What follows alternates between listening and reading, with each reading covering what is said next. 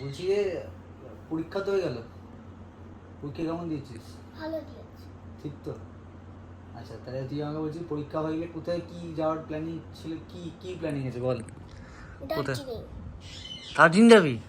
আর তুই কালকে নিয়ে যাবি দার্জিলিং? শিরোকি। শিরোরকি কে? দেখা আমাকে, কাউকে তো চেনে না সবাই শিরোরকি কে। শিরো কোনটা শিরো? আগে হাত দিয়ে দেখা। এইটা শিরো। আচ্ছা, এটা শিরো। আর রকি কোনটা? এইটা রকি। আর রকির বাড়ি কোথায়? দার্জিলিং। তাই দার্জিলিং যাবি? আচ্ছা, ঠিক আছে। গুড মর্নিং, সুপ্রভাত। সবাই বেরিয়ে পড়লাম আমি আপনার নেক্সট ট্রিপে। আমি যাচ্ছি হচ্ছে এবারে নর্থ বেঙ্গল, দার্জিলিং। আর দার্জিলিং যাচ্ছি আরও দুজন স্পেশাল গেস্টকে নিয়ে, তার সাথে আরও দুজন স্পেশাল বন্ধু আছে।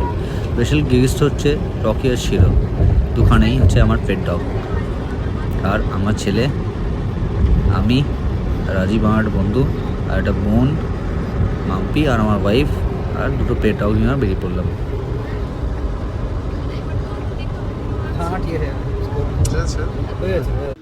এই ট্রিপটা কিন্তু হচ্ছে আমার সিএনজি গাড়িটা নিয়ে, সিএনজি কমার্শিয়াল ভেহিকেলটা ছিল আমার, নিয়ে বেরিয়ে পড়লাম। সামনেই হচ্ছে ঘোষপুকুর টোল প্লাজা, এটা পরেই আমরা শুরু করে দেবো আমরা মেন জার্নিটা। টোল হওয়ার পর থেকে আমরা রাস্তাগুলো আরও সুন্দর হয়ে যাচ্ছে, রাস্তার কন্ডিশন খুব ভালো।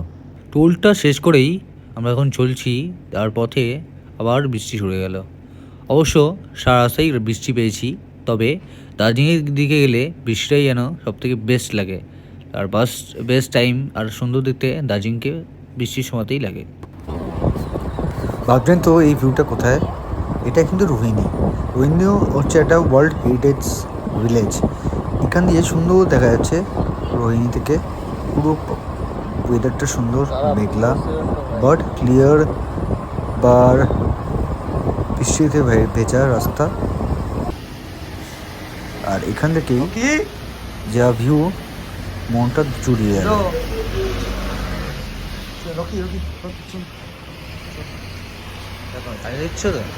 এই অ্যাপার্টমেন্টটা একটা লিজ প্রপার্টি,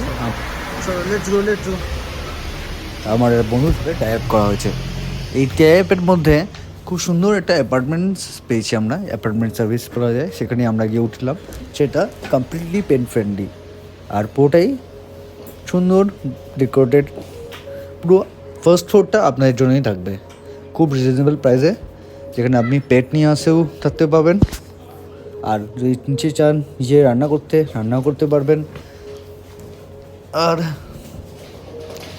ওভারঅল এত দৌড়াদৌড়ি, এত খেলাধুলো করছে বলতে পারবো না, অনেক বড় স্পেশিয়াস জায়গা। বাবা উপরে যাব, আমি ছাদে যাব। আমার ছেলের কথা অনুযায়ী চলুন ছাদ থেকেই ঘুরে আসি।